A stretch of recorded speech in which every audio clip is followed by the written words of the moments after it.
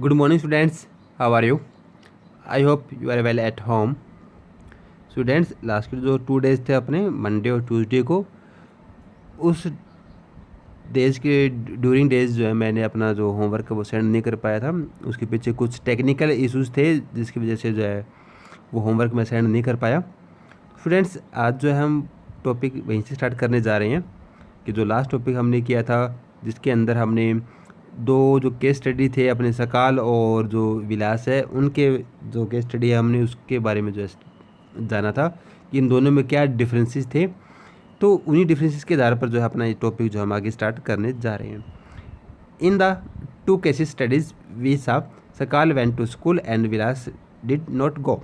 तो यहाँ पर कहता है कि हमने जो दो स्टडी की थी केस सकाल का और विलास का, तो इसमें सकाल जो है वो क्या करता है, वो तो जाता है स्कूल, जबकि जो विलास है वो स्कूल नहीं जा रहा।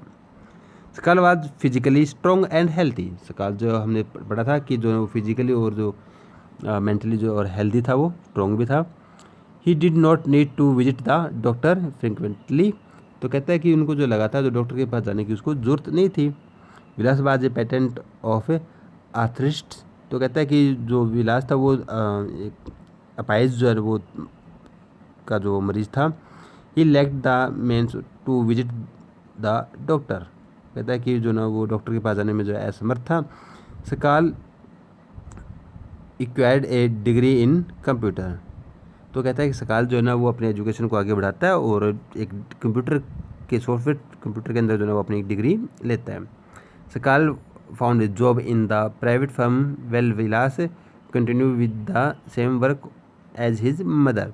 कहते हैं कि सकाल को जो है ना उसको एक अच्छी जो प्राइवेट जॉब जो है वो मिल जाती है, प्राइवेट फर्म उसके अंदर उसको अच्छी जॉब जो है वो मिल जाती है, जबकि विलास जो है ना वो अपना जो काम है वो उसको कंटिन्यू करता है जो उसकी माँ करती थी। हिज एरंड ए मैरिज income like his mother to support a family. कहता है कि जो ना उसकी जो इनकम है, विलास की जो इनकम है वो काफ़ी कम थी और अपने परिवार को जो ना वो हेल्प कर रहा था। In the case of Sakal several years of education added to the equality of labour. कहता है कि हम इस केस के अंदर देखते हैं कि सकाल जो है ना वो क्या करता है कि एजुकेशन लेता है और उसकी जो लेबर की जो क्वालिटी है एजुकेशन से जो है वो काफ़ी बढ़िया हो जाती है। This he's his total productivity add to the grow of the economy. This in turn pay N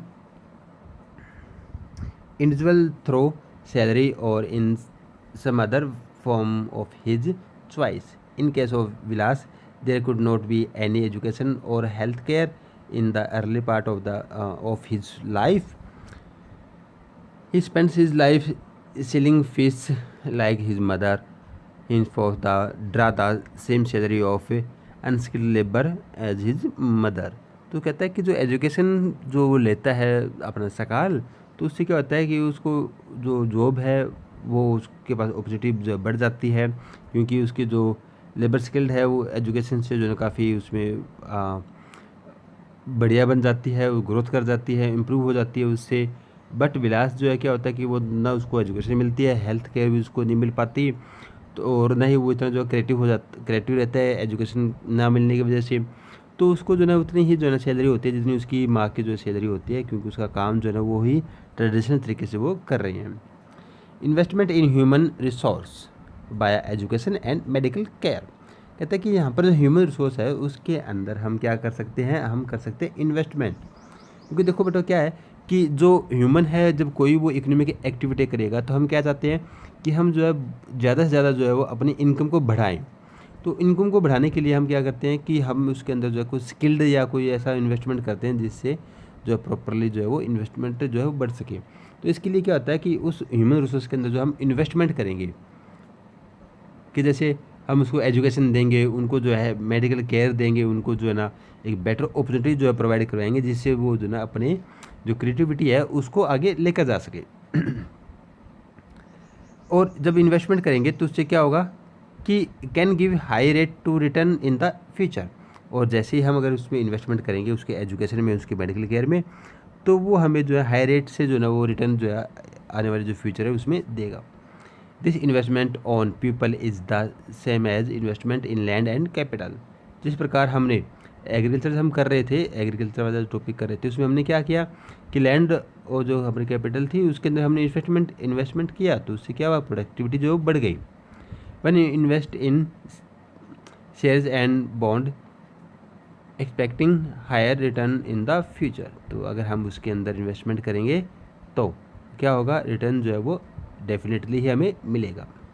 A child too with investment made on her education and health can yield a high return in the future in the form of higher earning the rather contribution to society। कहता है कि जो एक बच्चा है अगर हम उसमें इन्वेस्टमेंट करेंगे, इन्वेस्टमेंट जो हमारी जो होगी वो क्या होगी, वो होगी हमारी एजुकेशन और हेल्थ के ऊपर। तो इससे क्या होगा कि जो इन फ्यूचर जो है ना वो काफ़ी हायर जो है वो रिटर्न जो है वो हमें वो वापस मोड़ देगा। अगर हम उसको एक अच्छी एजुकेशन जो है दे रहे हैं, उसको हेल्थ उसकी अच्छी है, तो इन फ्यूचर जो है वो हमें अपनी सोसाइटी के अंदर जो है वो काफ़ी अच्छा रिटर्न जो है वो देगा। एजुकेशन एजुकेटेड, यहाँ टॉपिक ध्यान से सुने। Educated parents are found to invest more heavily on the education of their children. कहते हैं कि जिनके पेरेंट्स एजुकेटेड है, पढ़े लिखे हैं, वो अपने बच्चों में और ज़्यादा हैवीली और ज़्यादा जो है ना वो इन्वेस्टमेंट करते हैं, किसके ऊपर, एजुकेशन के ऊपर, कि जो है उनका बच्चा जो है वो उनसे भी ज़्यादा पढ़ लिख जाए। This is because they have realise the importance of education for himself, क्योंकि वो ऐसा इसलिए करते हैं कि जो एजुकेटेड जो पीपल हैं, एजुकेटेड जो पेरेंट्स हैं, उनको उस एजुकेशन की जो वैल्यूज़ है ना वो उनको अच्छी तरह से पता है, उनको कि जो एजुकेशन है ना उसकी कितनी वैल्यू है। और इसीलिए जो ना जो एजुकेटेड जो पेरेंट्स होंगे वो हमेशा अपने बच्चे के ऊपर जो है एजुकेशन के लेकर जो है वो काफ़ी ज़्यादा इन्वेस्टमेंट करता है।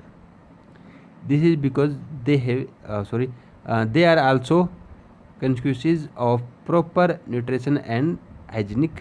दे accordingly look after their children's need for education at school and good health.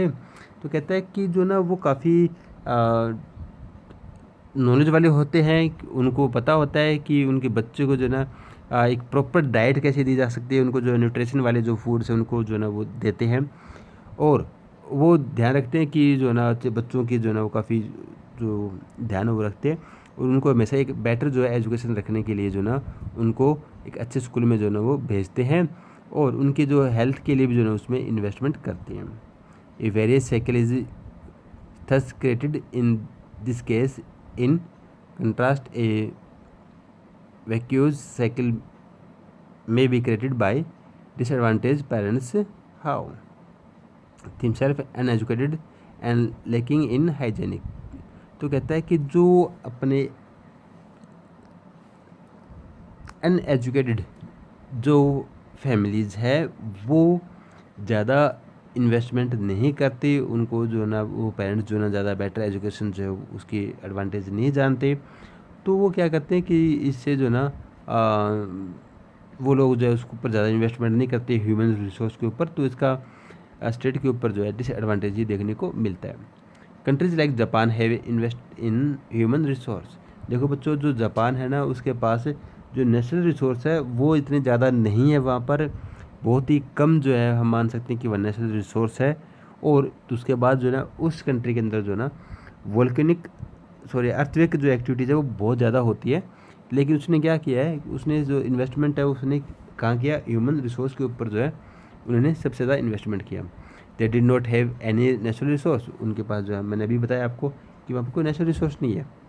This countries are developed rich countries, लेकिन फिर भी जो ना ये कंट्री डेवलप्ड है और साथ ही साथ रिच कंट्रीज जो मानी जाती है, क्योंकि उन्होंने सबसे ज़्यादा इन्वेस्टमेंट जो है वो ह्यूमन रिसोर्स के ऊपर किया है। They import the natural resource needed in their country, how did they become rich developed. कहता है कि जो उनको नेचुरल रिसोर्स चाहिए ना वो दूसरी कंट्री पे जो डिपेंडेंट है। फॉर लाइक एग्जांपल जो आयरन और जो मिनरल्स है वो डिपेंडेंट है इंडिया के ऊपर, तो इंडिया से जो अपने जो मारवांगो पोर्ट से भी जो काफ़ी ज़्यादा आयरन और जाता है, या कदरमुख की जो माइनिंग है वहाँ से जो 100% जो आयरन और वो जाता है जापान को।